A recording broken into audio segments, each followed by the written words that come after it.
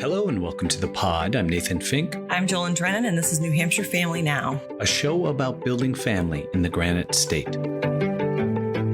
Today in the show, co-host Jolyn and I talk 2023 aspirations and a newfound clarity, and later, psychotherapist, fellow podcaster, and author Lynn Lyons joins us to discuss her new book, The Anxiety Audit. New Hampshire Family Now is brought to you by the New Hampshire Charitable Foundation. Since 1962, the Charitable Foundation has worked hand in hand with generous and visionary citizens to maximize the power of giving and support, collaborate, and lead innovative initiatives. Initiatives like New Hampshire Tomorrow, which is focused on making sure children and families have access to education, healthcare, and career pathways to ensure every family member thrives. To learn more about New Hampshire Charitable Foundation and all their initiatives, go to www.nhcf.org. This podcast was also brought to you by Family Support New Hampshire. Family Support New Hampshire is NH's coalition of family resource centers and family strengthening programs that exist to ensure Granite State families have access to resources so both caregivers and children can succeed, because supported families are strong families. To find a family resource center near you, visit www.fsnh.org. Hey, it's Nathan, co-host of New Hampshire Family Now. I wanted to take a quick break from the show because it occurred to me the other day that I've never asked you to subscribe to this podcast. Subscribing is free, and when you do it, it helps our placement algorithms, making it that much easier for caregivers across New Hampshire to find valuable information and strategies for their families. Also, you'll be alerted when a new episode drops. And if you like the show, leaving a review helps us that much more. So go to wherever you get your podcast, type in New Hampshire Family Now, and as the kids say, smash that subscribe button. I say click it, because if you smash it, then you're going to need a new one. Thank you and enjoy today's podcast. Hello and welcome to the season 3 premiere of New Hampshire Family Now. So pretty! It's a new season. This is a new sweater. right? It looked better in my head. So we are in a new season, Jolyn, and I am curious to know, because I'm like this, who do you intend to be? Myself, but better. So HR Jill came in to give us all a shakedown, and you said... Myself, but with less wrinkles. Mine was annoying because I think I saw you roll your eyes. Present. I said more present. Yeah, I probably did roll my eyes. It's so funny because I actually think the book that you had suggested, The Naked Mind by Annie Grace, who I'm trying to get on this podcast, by the way, but said no so far, so whatever. But I credit a lot of that book because I think it is a wonderful look at alcohol use and just how over years and years of pervasive messaging that it starts to penetrate. Why was that book so effective? I think because the approach was scientific and it was science that like you already know. It was just laid out in a way of like, this is how alcohol affects each system in your body. And then it discussed the societal context of like why we just, accept that like, oh, you're going to drink or you're going to have a drink and we celebrate. And it hit on every single point and really just kind of drew out these facts that we don't tend to really pay much attention to until someone pushes it right in front of your face. And then you're like, oh yeah, that makes sense. Like, why didn't I knew this, but why didn't I like actually perceive it or value it? I guess that's a good question. Why didn't we perceive or value it? What do you call that? Vapor's block, when people drive by an accident really slowly? I've actually never heard it called that before. Really? No. So she comes in and I don't want to give it away, obviously, but like, lest you forget, it's a depressant. And that is such a weird realization to me because I'm like, why am I tired all the time? Why am I depressed? It was also a like subject matter expert approach. Right. I think that the approach that she took was, I think appreciative of the 12-step program, but also I liked the fact that it was like an academic look. Yeah. It was a neutral look too. And it applied, I think, to me because I don't think that I have like, I never considered myself as someone who had like excessive, but just enough that I was like, like I come home, I'm like, I'm gonna relax with a glass of wine. And it's just a thing that we did. And then, and then I'm up at 3:30 in the morning, like, well, guess I'm starting my day now because, because it's like that rebound or whatever. And then I have terrible sleep. And so it doesn't relax you. It just, prolongs or, whatever you were anxious about or trying to relax from. Right. I thought that was one of the things that I was so thrilled with is that she took the onus and took it off of you as this crisis of willpower. Instead, it's like, this is an addictive substance. And I thought that was so disarming for me. So then I could look at the thing itself instead of look at myself and make decisions about what I wanted to allow rather than find fault that I couldn't disallow. Yes. You know what I mean? That is exactly what I was just trying to, yes. What I articulate was that, it wasn't like an internal issue with me. It's like, look at this, like what you're being fed and, how we have like, it's indoctrinated into everything. There's like the mom, it's wine o'clock. Like that's a whole culture. Yeah. And that's the thing about the pervasiveness. But, I am, I don't know, maybe 3-4 weeks deep into this. And the thing is I want to know, what's the most surprising thing to you about your newfound clarity? I guess I didn't realize how much time and energy, just even 1 or 2 glasses of wine, like after work or on the weekends or something, actually takes up. But I have all this time now that I just pop out of bed. I, work out. I'm, actually lost a few lbs, by the way. That's so funny. I think that the energy to me, and also the fact that I'm having more fun, but because of this 3-year block of isolation, and then came this thing of with my sons, they're like, hey, let's go play, let's go outside, let's do stuff. And there was this kind of, it was too easy to be like, I'm relaxing. Yes. Tomorrow. I promise tomorrow. Yes. Tomorrow. And I'm kind of like, today, why not now? Yeah, that's a good. So when we just had the snowstorm a while back, like last week, my son, I would have gone out to play with him for like a little bit, like, sled or whatever. But I spent like almost a full day out there with him. We built an igloo, and I just was, I just had a lot more energy and intentional. So I guess your New Year's resolution of being more present, or your word for the year of being present, is yes, I am present. If only you could take back that eye roll. Jillian, thank you so much. It's always good to see you. Keep me invested in where you're going with this, because I'm interested. Yeah, me too. Likewise. And when we come back, we welcome Lynn Lyons, psychotherapist, podcaster, author, and more. Don't go anywhere. Many thanks to New Hampshire's Office of Social and Emotional Wellness for sponsoring this podcast. Started within New Hampshire's Department of Education, the Office of Social and Emotional Wellness consolidates policy development and implements projects and programs that are focused on health and wellness with an emphasis on behavioral health of all students, youth, and families. To learn more about the Department of Education and its many programs and approaches, visit www.education.nh.gov. Today's show was also brought to you by the Children's Hospital at Dartmouth-Hitchcock and the Child Advocacy and Protection Program, a multidisciplinary program with the Children's Hospital established to evaluate and provide integrative care to suspected victims of child maltreatment. Together, a team of physicians, advanced practice registered nurses, social workers, nurses, and child life specialists work to provide consultation and evaluations of children who are suspected victims of abuse, so to serve in the best interest of children and families at multiple levels of prevention. For more information about Children's Hospital at Dartmouth-Hitchcock and the Child Advocacy Protection Program, visit www.chadkids.org/child-advocacy. Hello and welcome back to the season 3 premiere of the pod. Today on the show, I'm absolutely thrilled to welcome Lynn Lyons, psychotherapist, speaker, co-host of Flustercluck, an excellent podcast, by the way, as well as author and co-author of multiple books, including the recently released The Anxiety Audit, which I cannot wait to talk about. Thank you for having me, Nathan. I'm excited to be here.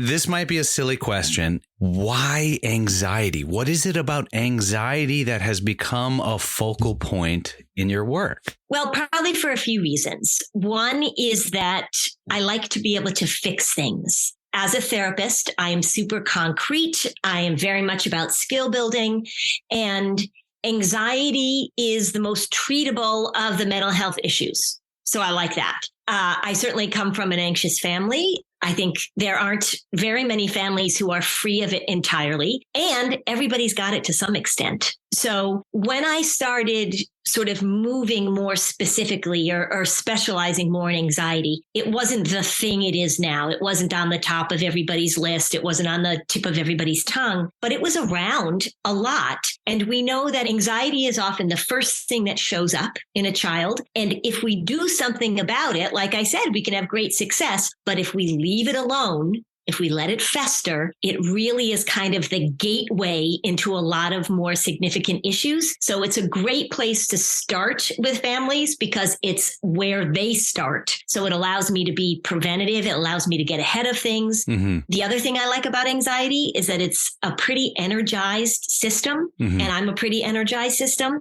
I can bring all of my caffeinated self. I can bring all of my humor. I can bring all of my playfulness to the anxiety disorder realm, where in other places it doesn't fit so great. Would you self-describe as an anxious person? I wouldn't self-describe as an anxious person. I have a medical phobia that I've dealt with for, my whole life, and my family does it. If you want to listen to what I think is the best episode on Flusterclux, it's the one where I'm talking about my crazy family of fainters, myself included. And so I absolutely get that. And I have family members who are anxious. So I know this thing inside and out. Well, I'm glad you brought that fainting up because you write about that in the book. And you write about a lot of stuff that I want to kind of parse out here, including that somewhere along the lines, there was a shift in how we approach disorders or challenges like anxiety. So what changed, and how has that changed allowed for a greater understanding of anxiety in general? One of the big shifts that happened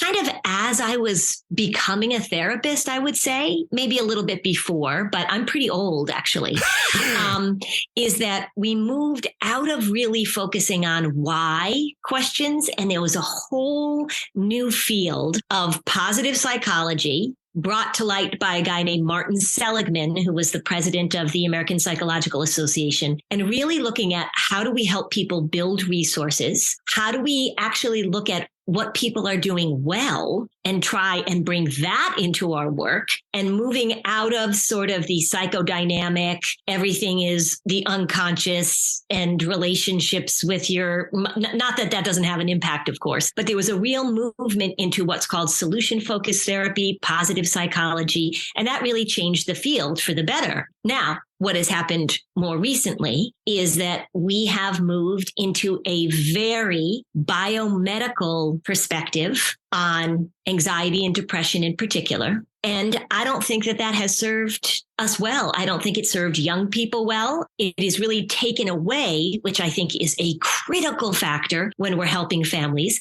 which is the social component of those two disorders. So that's unfortunately, we've got a lot of pathologizing now. We've got a lot of language that actually is the opposite of what I want young people to hear about their emotional and social functioning. Oh my gosh, I'm so glad you said the pathologizing of it, because it feels to me like we are way more anxious than we've ever been.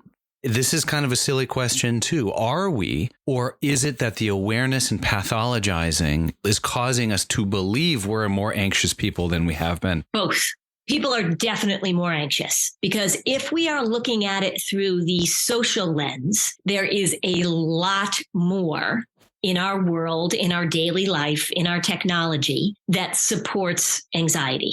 So that's just a fact. But the other part of it is that we are very anxious about our mental health. We are very anxious about being anxious. We are very anxious that our kids have something terribly wrong with them. We're very anxious that something is going to go wrong. So if we look at anxiety as the anticipation of disaster, if we look at worry as the rehearsing of tragedy, we are doing a lot of that about a lot of things, but in particular about our own functioning, about our own kids, about our own mental health. So what's very, very prominent to me post-COVID is the discussions that I'm having with young people who are so afraid that there is something wrong with them, that they are so afraid that they are going to get depressed. They're so afraid that they're going to feel suicidal. They're so afraid that they're going to get OCD. They're so afraid that they're going to be anxious, that worry in and of itself is turning into, for some kids, turning into pretty powerful anxiety. It's not that these things don't exist, of course, but it's sort of like the trap. The thing that insomniacs worry about the most is sleep. The thing that I'm seeing a lot of anxious worriers worrying about the most is their anxiety. This is interesting because it makes me think throughout history, we've always been worried about the unknown. but we're now worrying about knowing that the unknown exists. Yeah. Now that is a mirror held up to a mirror held up to a mirror, you know. Exactly. And I have to say, I absolutely love Anxiety Audit. I love the way how you write about this in such a disarming manner. You know, that anxiety is not complex, but it thrives when we make it so, which to me suggests that we have agency in this equation. We are the protagonists of our own story. Why is that so important in managing our anxiety? Well, because anxiety is all about stories. Anxiety isn't about what's really happening. Anxiety is about the narrative that we create about what could be happening in the future. It also can be about what's happened in the past, right? So people who ruminate, oh God, did I say the right thing? Did I do the right thing? Should I have done this, right? They worry about the past. That's rumination. When we are talking about anxiety, it really is how we create the stories of what we're managing. One of the most fun, I guess, for lack of a better word, one of the most fun questions that I ask kids, which is so telling, is what's something that you don't worry about at all that somebody else typically worries about? So say I've got a kid who's worrying about speaking up in class, or they're anxious about being in the car, you name it. They will come up with a list of all these things that they don't worry about. It might be spiders or snakes or thunderstorms or being in the school play or going fast on a sled. How is it that some of the stories we tell create this huge response in us and others don't? How is it? Right. This is because I am a squeamish fainter, although I am killing it in this department because I just was in the emergency room at Mass General Hospital for 9 hours and I did fabulously. It wasn't with me, it was with my son and he's fine. But how is it that somebody, this is the question I ask myself, how is it that somebody would purposely become an orthopedic surgeon when the thing that makes me faint is people talking about broken bones? It is unfathomable to me, but that's so interesting. So when we talk about the stories that we tell, how do we create these stories? And then the way that it works is we're telling ourselves a story. And sometimes it's a very quick, very automatic story. Sometimes it's a story that's been in a family for generations. How do we tell ourselves a story that then hijacks the part of our brain that's in charge of saving our lives? That's what anxiety is. That's really interesting. Story that hijacks a primitive part of our brain that is designed to save our lives. That is incredible. You know, I had a traumatic thumb injury not long ago. The memory of the pain to me is less significant and anxiety causing than the idea of it happening. Yes. So we are very good at coming up with a story, and it could be about anything, right? So it could be about an actual traumatic thumb injury. It could be about an actual bad experience that you had where you were embarrassed or, you threw up in front of people or whatever. But it also can be a story about something that is completely created or is rationally makes no sense. Why are people afraid of daddy long legs? Because it's impossible to be injured by a daddy long leg. Yes, it is. Little known fact, they actually wear dentures and they're loosely glued, so they can't bite you. Yeah. This is interesting because you're doing this right now and you do this really well in the book, which is from the outset, you project to your readers that, look, you're looking to simplify, demystify, and connect. As I was reading it, I also found this fourth factor, which is a tremendous amount of compassion. And I wanted to know, because this was really important to the way that I was reading into anxiety and how to manage it. How does compassion figure into dealing with anxiety effectively? Well, I think compassion as a therapist is sort of an important quality, right? Anytime that somebody feels vulnerable, compassion is a huge connector. I can be compassionate because I know how it feels.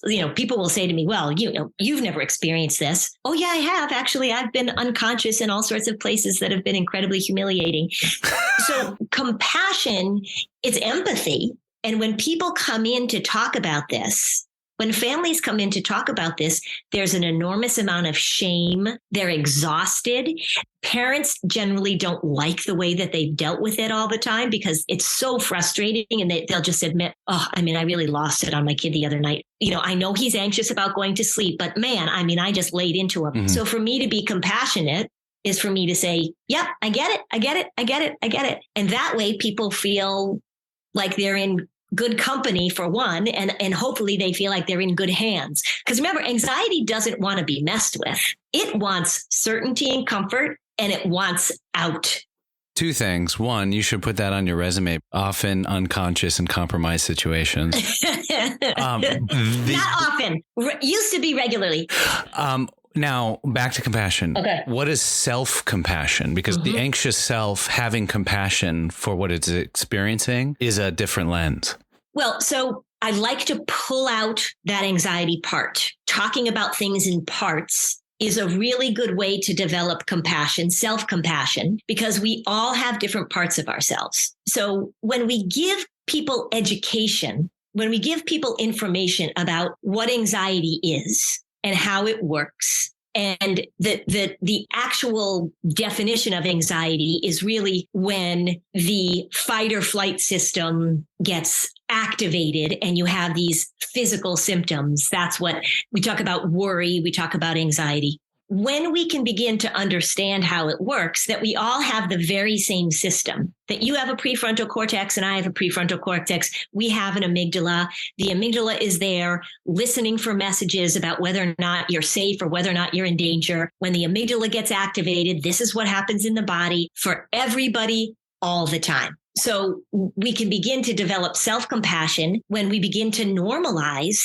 this response. And it's the pathologizing, it's the secrecy, it's the shame, it's the diagnosing, even in my field, that gets in the way sometimes of just being able to say, yeah, this is a human thing. This is a human being thing, because we're capable of creating stories about the future. Right. We're capable of experiencing fear and danger and uncertainty. So self-compassion is a way of saying, yeah, this is what human beings do. Mm-hmm. We have to be open about it. That's why talking about it openly is so helpful. It's not helpful when we talk about it and we say, this is who I am. This is my identity, and there's nothing I can do about it. So if self-compassion moves into passivity and permanence, then we've gone down the wrong cul-de-sac. Right. I want to talk about how you identify that because, to my mind, we as humans create narratives, for better or for worse, that continue us on the path we're on, regardless of the challenging nature of that path. Mm-hmm. And you write in your book about, rumination versus worry. How do we identify that what we're experiencing is anxiety and has risen to the level that we need to confront it? The way that when people ask me this question, well, how do I know if this is a problem, right? If you're saying that we all experiencing this and it's normal, how do I know this is a problem? And the way very generally I look at that is that when it gets in the way of something you want and or need to do. So when people come in for therapy, there are a lot of people who are anxious out there, and they're doing their disorder and they're getting their families in the world to accommodate them, and they're not getting on an airplane, or they're not, right? There are a lot of people out there who are doing that. When you come for help, it's because you have reached a point where there is something that you want or need to do, and boom, you feel the conflict between what you want, what you need, what your kids want, what your kids need, and the anxiety saying, no. This is why anxiety, I like to look at it as a cult leader. When the cult leader is in charge, there are plenty of people who are in cults and they're happy to be in the cult. And they don't even know they're in a cult. That's part of being in a cult. But when you're in the cult of anxiety and then you realize, crap, this is a cult. I don't really like being in this cult. That's when you have to confront it. And that's when we have to make those new neural pathways. Right. And you're exactly correct, is that the brain likes shortcuts and the brain likes to develop those stories and those pathways because we got a lot to do. We learn to tie our shoes, and then it goes into this part of the brain where we can do it without thinking about it, because now we can tie our shoes and talk to our kids. I drive a Standard. I can drive my Standard and I don't have to think clutch first, clutch second. It goes into that part of the brain that becomes automatic. And so when we get to the place of these anxious thoughts, these worries, and our responses to them, they become automatic. And then it's harder, just like it's harder if you're making a new path on the Appalachian Trail, it's harder to break new pathways than it is to follow old pathways. And anxiety resists. You talk about this concept of unhooking, which I keep thinking about pulling a boat. You've been pulling this boat for decades, and there is a pin back there. Yeah.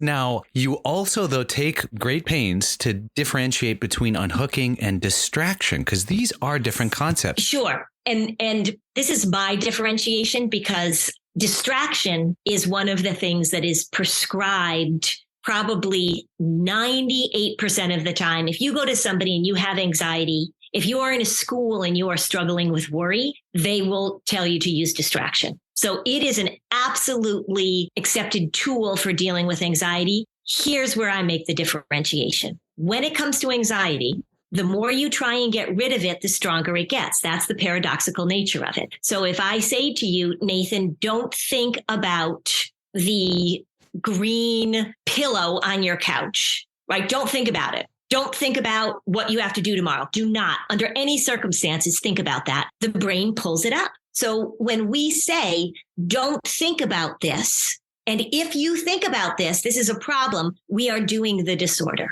because that's what it does. The phrase that I didn't come up with, I think might have been Carl Jung, what you resist persists. When we are talking about distraction, and when it is presented, which it often is, presented as, I need to distract myself because I can't have this thought. I can't have this worry. I have to get rid of this worry. Then distraction becomes what I refer to as an elimination strategy, which backfires. Right. So unhooking, and it's a matter of semantics, but I'm a word person, so I'm going to go with it. Unhooking is up comes the thought, up comes the worry, and you go, oh yeah, there it is. That's the worry, right? And instead of having this, I have to get rid of it, you say, I just have to unhook from it. And then if it shows up again, that's fine. I'll unhook from it again. And if it shows up again, I'll unhook from it again. But if we focus on this idea, this common understanding of distraction as a way to not think, it's going to backfire. Does it have its place? Absolutely. And there are times when I'm stuck on something. There are times when you're stuck on something and you say, you know what, I'm just going to go for a walk. There's research that shows that when we take ourselves into a different environment, oftentimes we will solve a problem. I'm going to go for a walk. I'm going to go take a shower. I'm going to go for a run. I'm going to go watch a show I like. That kind of, I still consider that unhooking. But what you're saying is I'm going to get myself out of this cycle that I'm stuck in. Where I see it a problem is, for example, a young man came up to me after a talk I did out in Chicago, and he was standing in the back of the room. He came up when everybody had left, and he said, I have these really awful thoughts. I worry about things. I imagine bad things happening. I said, what do you do about it? And he says, well, I have an accommodation at school that if I have these awful thoughts, I can put my earbuds in and I just blast music into my ears as loudly as possible so that my brain can't think. Now, that's not a solution that I would have presented him with. What I would have worked on with him is when these thoughts show up, how do you respond differently to them so that they are not as powerful, so that you are not seeing them as meaningful? Because a lot of times when we have intrusive thoughts, we don't need to interpret them. We all have weird thoughts that a lot of them don't mean anything. How do I change his relationship to the thoughts so that when they show up, he doesn't have to be so afraid of them? That boy was so afraid of his anxious thoughts, of his worry thoughts, that he needed to distract himself so that he wouldn't think them. Unhooking is sort of, you might say that unhooking is the less intense version of distraction, because I'm saying, there it is. Hi, nice to see you. Right. And now I'm going to unhook from it. Elimination strategies backfire because we cannot get rid of this stuff. It's the difference between mastery and avoidance. Like when you're the master of something, you can be beside it without being underneath it. Correct. Now, this is really interesting because to get there, it takes a tremendous amount of practice. And in your book, you also write about the fact that visualization, not only is it powerful, but it's a form of practice. When you say that word, it can be so abstract. Are there any examples you can point to? Sure. So the reason that visualization can be helpful is because it's activating a part of your brain. And oftentimes I always say I've never met a worrier that doesn't have a great imagination, because you got to be able to go there. So they do it on their own a lot of times anyway. I am always trying to look for a way to present this tool to present this skill in a way that's interesting. And so if I can come up with a visualization, or if they can come up with a visualization that makes it interesting, that they can relate to, then it takes it out of just sort of that cognitive realm, and we're pulling in another sense. So an example of a visualization might be, well, I'll give you an example. I was ruminating about something myself. I was worrying about something, and I emailed a colleague of mine, my mentor, actually, who the book is dedicated to, Michael Yapko. And he just emailed back, why don't you just let that thought spin around in your brain and just let it slow down and slow down and slow down to the point where it's really not very powerful anymore. I also like to visualize the worry part. Mm-hmm. So I'll pull it out and we give it a name, and kids will make it into a character. Adults will make it into a character. We can bring some humor to it. So when your worry shows up, if you have a thought and say it's a scary thought, what if I get cancer? Right? Oh God, that's a scary thought. And we've all had that thought. We hear about somebody else getting diagnosed with cancer, right? What if I get cancer? But if we pull that out and now we have a worry part, and let's say we name her Gladys, and Gladys shows up and says like, hey, I just want you to think about cancer for a while. You know what I'm saying? I know you're trying to watch the Bruins game, but let's talk about cancer, shall we? Right away, we have made this less powerful.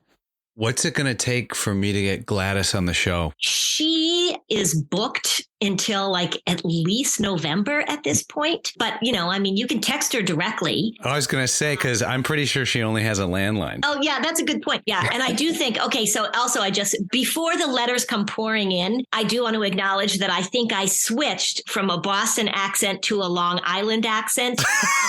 So hold your comments, okay? Hold your comments. That is so funny. Lynn, I am thrilled to have had you on the show. Yep. Now, if people want to hear more from you, read more of the work that you've done, where can they go? Flusterclux, like you said, the podcast, Flusterclux with an X. So we drop new episodes every Friday. The other thing that's kind of cool, although I don't have definitive information about this, is that I was involved in a documentary called Anxious Nation, which has been making the rounds of the film festivals. So it was at Sundance and at the Newport Beach Film Festival, et cetera, et cetera. We're working. There are people behind the scenes working to bring it to Concord and to bring it to the state of New Hampshire as soon as possible. We're looking at May, although we don't have definitive dates. We're looking at a big kickoff event in May. I'm on Instagram, Lynn Lyons Anxiety on Instagram. I have a Facebook page. Just put in Lynn Lyons Psychotherapist. So yeah. Well, thank you so much. And for those out there who want to go to her website, that's www.lynnlyons.com. That's LYONS. You're welcome. And Gladys very much appreciates that you said www.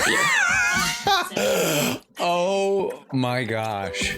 Many thanks to the Samuel P. Hunt Foundation for sponsoring this podcast. Established in 1951, Samuel P. Hunt Foundation is a Manchester-based, independent nonprofit that provides grants primarily for the arts, children and youth services, faith-based organizations, educational institutions, healthcare, and human services. This podcast was brought to you by Nixon Peabody, who delivers exceptional legal services for clients in the community by combining high performance, an entrepreneurial spirit, deep engagement, and an unwavering commitment to a culture of collaboration, diversity, and humanity.